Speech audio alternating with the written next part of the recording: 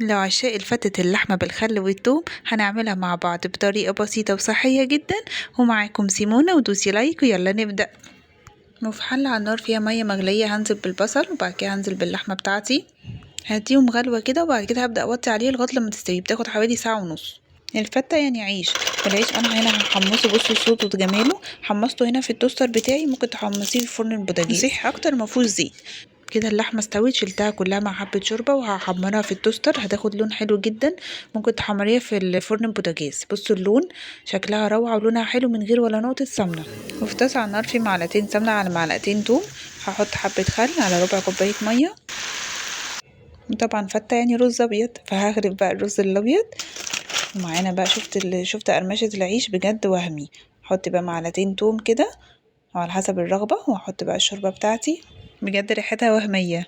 ما تنسيش تدعميني بلايك وفولو للصفحة وسبسكرايب للقناة.